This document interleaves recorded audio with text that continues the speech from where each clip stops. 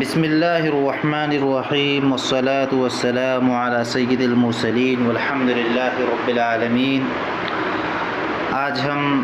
سورہ عبسہ کے بارے میں بات کریں گے اور اس سورت کی شروعات کی آیات پر آج ہم بات کریں گے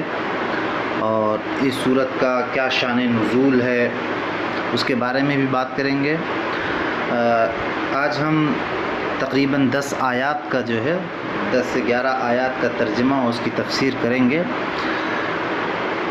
اس سورت کا جو موضوع ہے وہ یہ ہے کہ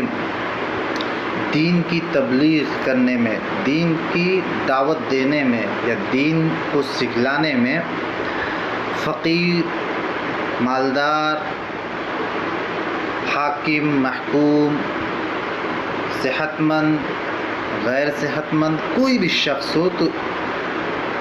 دین کی دعوت دینے میں سب کا سب برابر ہونا چاہیے۔ دوسرے لفظوں میں یہ ہے کہ تبلیغ دین میں فقیر و غنی سب برابر ہیں۔ کسی کو کسی پر کوئی ترجیح نہیں ہے کہ حاکم ہے کوئی تو اس کو زیادہ ترجیح دی جائے گی، کوئی رعایا ہے تو اس کو کم ترجیح دی جائے گی، کوئی نابینا ہے تو اس کو کم ترجیح دی جائے گی، کوئی بینا ہے تو اس کو زیادہ ترجیح دی جائے گی۔ ایسا نہیں ہے۔ دین کی تبلیغ میں یہ بالکل ایکوالٹی ہے، بالکل یکسانیت ہے، بالکل مساوات ہے، بالکل انصاف ہے۔ کسی کے ساتھ ذرہ برابر بھی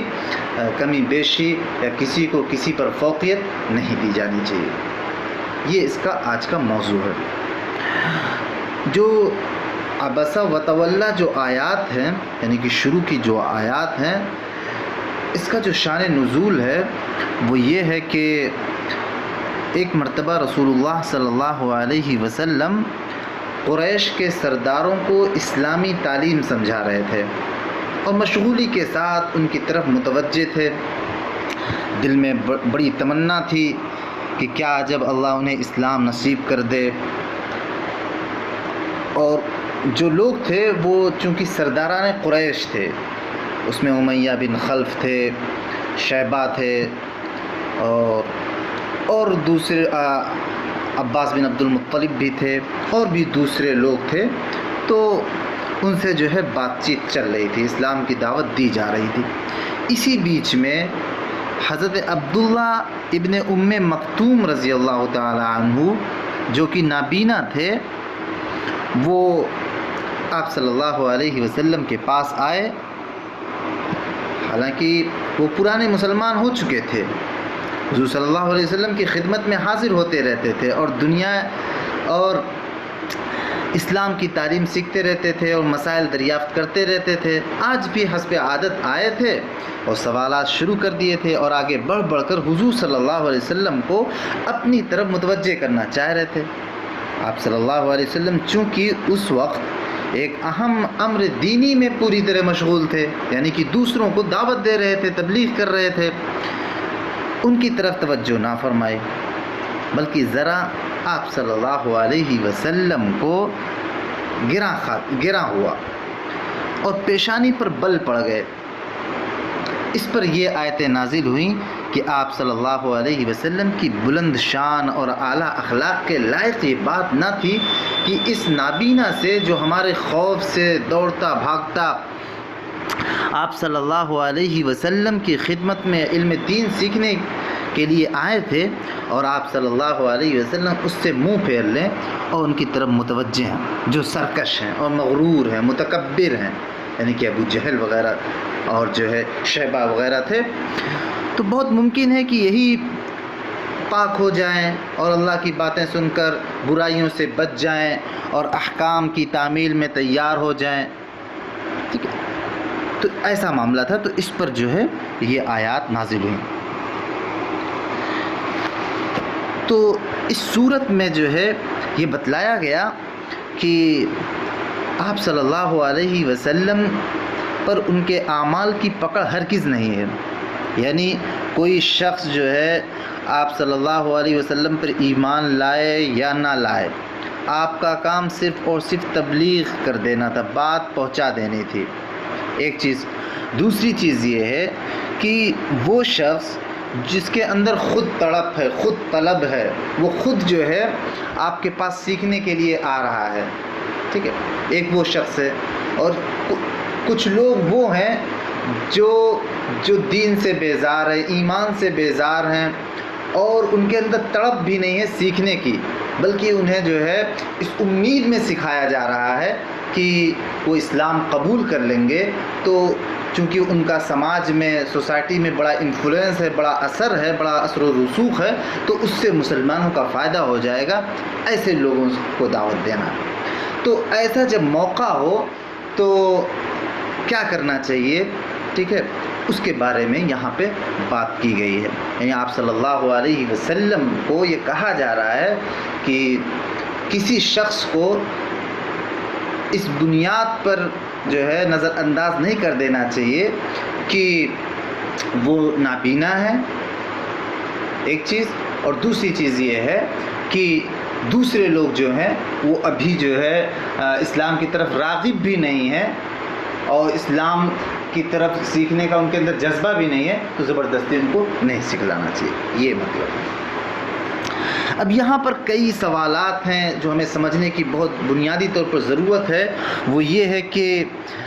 حضرت عبداللہ ابن ام مکتوم رضی اللہ تعالیٰ عنہ جو نابینا تھے، یعنی جو آنکھ سے معذور تھے، کیا یہاں پر ان کی غلطی تھی، یا آپ صلی اللہ علیہ وسلم سے نعوذ باللہ کوئی جو ہے غلط رویہ سامنے آ گیا تھا، غیر اخلاقی چیز سامنے آ گئی تھی، کیا تھا معاملہ؟ تو اگر ہم اس آیت پر غور کریں تو اس سے پتہ چلتا ہے کہ یہاں پر آپ صلی اللہ علیہ وسلم سے کوئی غلطی نہیں تھی، اور کسی بھی طریقے کا جو ہے کوئی بھی گناہ نہیں کیا تھا آپ صلی اللہ علیہ وسلم، بلکہ اگر دیکھا جائے تو حضرت عبداللہ ابن ام مکتوم رضی اللہ تعالی عنہ وہ آئے، خود وہ اسلام بھی لا چکے تھے، دینی تعلیمات سیکھنے کے لیے آئے تھے، وہ سن چکے تھے، انہیں پتہ چل رہا تھا کہ آپ صلی اللہ علیہ وسلم دوسرے لوگوں سے بات چیت کر رہے ہیں۔ جب دوسرے لوگوں سے آپ صلی اللہ علیہ وسلم بات چیت کر رہے ہیں تو بات کو کاٹنا، ٹھیک ہے، بات کو کاٹ کر آپ صلی اللہ علیہ وسلم کو ایک طریقے سے تکلیف پہنچانے والی بات ہو گئی، ٹھیک ہے۔ تو یہاں پر اگر دیکھا جائے تو حضرت عبداللہ ابن ام مکتوم رضی اللہ تعالیٰ عنہ کا جو طریقہ تھا، یا جو ان کا جو ہے سوال پوچھنے کا جو معاملہ تھا کہ بیچ میں آ گئے، وہ کسی اور سے آپ صلی اللہ علیہ وسلم بات چل رہی تھی، وہ مناسب نہیں تھا۔ لیکن چونکہ بظاہر ایسا لگ رہا تھا، اپیرنٹلی ایسا لگ رہا تھا کہ آپ صلی اللہ علیہ وسلم سرداران قریش کو زیادہ ترجیح دے رہے ہیں، ان کو زیادہ سمجھانے کی کوشش کر رہے ہیں، یا ان کی طرف زیادہ متوجہ ہیں، اس بنیاد پر کہ وہ سرداران قریش ہیں، اور ایک نابینا شخص ہے، اس کی طرف متوجہ نہیں ہو رہے ہیں، یہ بظاہر ایسا جو ہے لوگوں کے دل میں گمان آ جا سکتا تھا، یا لوگوں کو یہ پتہ چل سکتا تھا کہ ایک ایسا واقعہ پیش آیا تھا، تو ایسا ہو رہا تھا کہ آپ صلی اللہ علیہ وسلم سردار قریش کی طرف توجہ دے رہے تھے، اس لیے آپ صلی اللہ علیہ وسلم کو یہاں پر تنبیہ کی جا رہی ہے، یا آپ صلی اللہ علیہ وسلم کو یہاں پر یہ بتلایا جا رہا ہے کہ یہ جو نبوت کا جو اخلاقی معاملہ ہے وہ یہ ہے کہ بظاہر بھی لوگوں کو وہم بھی نہیں ہونا چاہیے، گمان بھی نہیں ہونا چاہیے کہ آپ صلی اللہ علیہ وسلم نے قریش کے سرداران کو یا امیر کو غریب پر ذرہ برابر بھی ترجیح دیے، یا وہ شخص جو سردار ہے اس کو وہ اس شخص پر جو نابینا ہے اس پہ جو ہے ذرہ برابر بھی ترجیح دی ہے، پریفرنس دی ہے۔ ایسا نہ ہو، اس وجہ سے جو ہے آپ صلی اللہ علیہ وسلم کو یہاں پر تنبیہ کی جا رہی ہے۔ تو ہوا یہ کہ اب چونکہ میں نے واقعہ بتا دیا کہ اس طریقے سے واقعہ پیش آیا تھا، تو اب جو ہے ہم آیات کا ترجمہ کریں گے تو بات بالکل جو ہے واضح ہو جائے گی۔ اعوذ باللہ من الشیطان الرجیم، بسم اللہ الرحمن الرحیم۔ عبس وتولا، عبس تر شروع ہونا، اور تولا کا مطلب ہوتا ہے منہ موڑ لینا، یعنی کہ عبسہ کا مطلب آپ یہ سمجھ لیجئے کہ ایک طریقے سے چہرے پر تھوڑی سے بل آ جانے کو عبسہ سے مراد لے لیجیے۔ تولا کا مطلب تھوڑا سا منہ موڑ لینا، اعراض کر لینا، منہ پھیر لینے کا مطلب ہوتا ہے۔ اب یہاں اس کا مطلب ہو گیا کہ محمد صلی اللہ علیہ وسلم تر شروع ہو گئے اور منہ پھیر بیٹھے، چونکہ آپ مشغول تھے، خود جو ہے سرداران قریش سے پہلے سے ہی بات کر رہے تھے، اسی درمیان میں حضرت عبداللہ ابن ام مکتوم جو ہے بات کاٹ رہے تھے، اس وجہ سے یہ اس طریقے کا جو ہے منظر پیش آیا۔ ان جاءہ الاعمی، ایسا کیوں ہوا کہ ان کے پاس ایک نابینا آیا، یعنی کہ یہاں پر نابینا کون تھے؟ حضرت عبداللہ ابن ام مکتوم تھے۔ یہاں پر نابینا کا لفظ ذکر کر کے، یعنی اعمیٰ کا لفظ ذکر کر کے یہ بات واضح کر دی گئی کہ کوئی بھی شخص چاہے وہ نابینا ہو یا جو ہے بینا ہو، یعنی جس شخص کو دکھائی دیتا ہو یا نہ دکھائی دیتا ہو، تو دونوں کو جو ہے برابر کا جو ہے اٹینشن ملنا چاہیے، قرآن کی نگاہ میں، تبلیغ کی نگاہ میں، دین کی نگاہ میں۔ وَمَا يُدْرِيكَ لَعَلَّهُ يَزَّكَّى، اور آپ صلی اللہ علیہ وسلم سے کہا جا رہا ہے تم کو کیا خبر، شاید وہ پاکیزگی حاصل کرتا، یعنی کہ آپ صلی اللہ علیہ وسلم کو یہاں بتایا جا رہا ہے، کہا جا رہا ہے کہ آپ کو کیا خبر، شاید حضرت عبداللہ ابن ام مکتوم جو پہلے سے اسلام لا چکے ہیں، دین سیکھنے کی ان کے اندر طلب ہے، تڑپ ہے، ہو سکتا ہو وہ آپ سے کچھ سیکھ کے پاکیزگی اختیار کرتے، او یذکر فتنفعہ الذکریٰ، یا وہ نصیحت پکڑتے، یذکر ہے یہاں، یذکر کا مطلب نصیحت پکڑنا، یا وہ نصیحت پکڑ لیتے، فتنفعہ الذکریٰ، تو نصیحت ان کو فائدہ پہنچا دیتی، یعنی وہ کوئی چیز آپ سے سیکھ لیتے، اس پر وہ عمل پیرا ہو جاتے، تو وہ نصیحت آپ کے لیے جو ہے فائدہ مند ہو جاتی، ایسا بھی ہو سکتا تھا۔ اما من استغنا، جہاں تک اس شخص کی بات ہے جس نے بے نیازی برت لی ہے، جو بے پرواہ ہو گئے ہیں، کون لوگ؟ وہاں ان لوگوں کے بارے میں بات کی جا رہی ہے کہ جو لوگ سرداران قریش تھے، چونکہ وہ ایمان سے بیزار ہو گئے تھے، ایمان سے، دین سے، اللہ سے وہ بے پرواہی اختیار کر لیے تھے، جہاں تک ان لوگوں کی بات ہے فَأَنْتَ لَهُ تَصَدَّى، تو آپ ان کی طرف توجہ کرتے ہیں، ان کی طرف مائل ہو جائے، تصدیٰ یہاں پہ مائل ہو جانے کا مطلب، فکر کرنے کا مطلب ہے، یعنی کہ آپ جو ہے اس بات کے فکر مند ہیں کہ سرداران قریش جو ہے وہ ایمان لے آئیں، ان کو سمجھانے میں آپ لگے ہیں، جو کہ وہ خود سے سمجھنے کے لیے تیار نہیں ہے۔ اور یہاں پر معاملہ یہ تھا کہ حضرت عبداللہ ابن ام مکتوم خود سمجھنے کے لیے آئے تھے، ان کے اندر جذبہ تھا سیکھنے کا، یہ بات پھر کہا جا رہا وَمَا عَلَيْكَ أَلَّا يَزَّكَّى، حالانکہ آپ پر یہ ذمہ داری نہیں ہے، حالانکہ آپ پر یہ ذمہ داری نہیں ہے کہ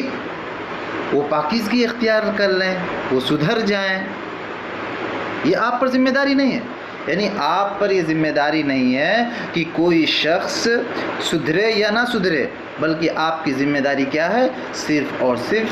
اسلام کی تعلیم کو پہنچا دینا، اسلام کی دعوت دے دینا، یہی آپ کی ذمہ داری، کسی کا سدھرنا، کسی کا نہ سدھرنا، یہ آپ کی ذمہ داری نہیں۔ چونکہ آپ صلی اللہ علیہ وسلم چاہ رہے تھے کہ سرداران قریش جو ہے اگر اسلام لے آتے تو اس سے جو ہے پورا علاقہ جو ہے جن پر ان کا اثر رسوخ تھا وہ لوگ اسلام لے آتے، اس وجہ سے آپ صلی اللہ علیہ وسلم کی چاہت زیادہ تھی۔ وَأَمَّا مَنْ جَاءَكَ يَسْعَى، اور جہاں تک اس شخص کی بات ہے جو آپ کے پاس دوڑتا ہوا آتا ہے، یعنی اس کے اندر طلب ہوتی ہے، جذبہ ہوتا ہے سیکھنے کا، وہ آپ کے پاس بار بار آتا ہے، چونکہ حضرت عبداللہ ابن ام مکتوم رضی اللہ تعالیٰ عنہ جو ہے اسلام لا چکے تھے اور آپ صلی اللہ علیہ وسلم کے پاس وہ آتے جاتے رہتے تھے تعلیم حاصل کرنے کے لیے، دین کی باتیں سیکھنے کے لیے۔ وَهُوَ يَخْشَى، اور وہ آتا ہے اس حال میں کہ وہ خدا سے ڈرتا رہتا ہے، یعنی اس کے اندر خدا کا خوف ہے، اللہ تعالیٰ کا تقوی ہے اس کے اندر۔ فَأَنْتَ عَنْهُ تَلَهَّى، تو تم اس سے بے رخی اختیار کرتے ہو. طلاق تھا بے رخی برتنا، تو تم اس سے بے رخی برتتے ہو. کلا انہا تذکرہ، دیکھو یہ قرآن جو ہے یہ نصیحت ہے. یعنی کہ یہ بتایا جا رہا ہے کہ دیکھو امیر غریب جو ہے، فقیر یا بینا نابینا، حاکم محکوم، اس میں کوئی فرق نہیں ہے. قرآن کا کام جو ہے وہ نصیحت ہے. جو بھی چاہے وہ نصیحت سیکھ سکتا ہے. تو یہ صرف اور صرف نصیحت ہے. اس کو سیکھنے کے لیے جو ہے کوئی بھی جو ہے چاہے وہ سیکھ سکتا ہے. فمن شاء ذکر، لہذا جو چاہے وہ اسے یاد رکھ لے، جو چاہے اس سے جو ہے نصیحت، ذکر یہاں یاد رکھنا یعنی نصیحت حاصل کر لینا، تو جو چاہے اس سے جو ہے نصیحت حاصل کر لے. یہ ہے اس کا مطلب. ایک بات اور یہاں پہ میں عرض کر دوں کہ چونکہ آپ صلی اللہ علیہ وسلم کو یہ ایک طریقے سے تنبیہ کی گئی، جب آپ صلی اللہ علیہ وسلم کو تنبیہ کی گئی تو آپ صلی اللہ علیہ وسلم سے حضرت عبداللہ ابن ام مکتوم جب بھی ملاقات کرتے تھے یا جب بھی کہیں ملتے تھے تو آپ صلی اللہ علیہ وسلم جو ہے بڑی محبت سے ملتے اور اس بات کا خیال رکھتے تھے کہ آپ صلی اللہ علیہ وسلم کو جو ہے حضرت عبداللہ ابن ام مکتوم کے ذریعے جو ہے یا ان کی وجہ سے جو ہے آپ صلی اللہ علیہ وسلم کو جو ہے یہ تنبیہ کی گئی ہے، یہ آیت یہ صورت نازل ہوئی ہے. تو جب بھی کوئی ضرورت، کبھی ملاقات ہوتی تو آپ صلی اللہ علیہ وسلم ان سے ضرور پوچھتے تھے کوئی ضرورت، کسی بھی طرح کی پریشانی یا کیا کوئی معاملہ، تو ضرور آپ صلی اللہ علیہ وسلم جو ہے ان سے ملتے تھے. یہاں پر جو بنیادی طور پر جو ہمیں سمجھانے کی کوشش کی گئی ہے وہ یہ کی گئی ہے کہ اسلام کی تبلیغ میں جس کے اندر بھی تڑپ ہو، جذبہ ہو، شوق ہو سیکھنے کا، اس کو جو ہے اسے جو ہے وہ تعلیم دے دینی چاہیے، اسے سکھلا دینا چاہیے. یہ اس چکر میں نہیں رہنا چاہیے کہ جو ہے ہم بادشاہ کو یا حاکم کو یا سردار کو جو ہے تبلیغ کر کے جو ہے لوگوں کو ہدایت کا ذریعہ بنا کے جو ہے انفلوئنس کر دیں گے. ٹھیک ہے، یہ امپورٹنٹ نہیں ہے کہ جو ہے سارے لوگ جو ہے ہدایت یافتہ ہو جائیں یا سارے لوگ جو ہے آپ کی بات ماننے لگیں اور اسلام کا بول بالا ہوئے، بلکہ یہ امپورٹنٹ ہے کہ آپ جو ہے اسلام کی تعلیم، اسلام کی جو تبلیغ ہے وہ جو ہے ایکول درجے میں سارے لوگوں، چاہے وہ فقیر ہو، امیر ہو، غنی ہو، حاکم محکوم کوئی بھی ہو، اس کو جو ہے برابر جو ہے آپ جو ہے تعلیم دیں. یہ یہاں پر بنیادی طور پر سبق دیا گیا ہے. وآخر دعوانا ان الحمد للہ رب العالمین. بقیہ جو آیات ہیں جو اسی سے تعلق رکھتی ہیں اور جو آگے چل کر جو ہے وہ قیامت کس طریقے سے منظر ہے اور پھر وہاں پر کس طریقے سے جو ہے ہر انسان نفسی کے عالم میں ہوگا، اس کے بارے میں بھی تذکرہ ہے. انشاءاللہ ہم اگلی ویڈیو میں اس کے بارے میں بات کریں گے. وآخر دعوانا الحمد للہ رب العالمین. صدق اللہ العلی العظیم.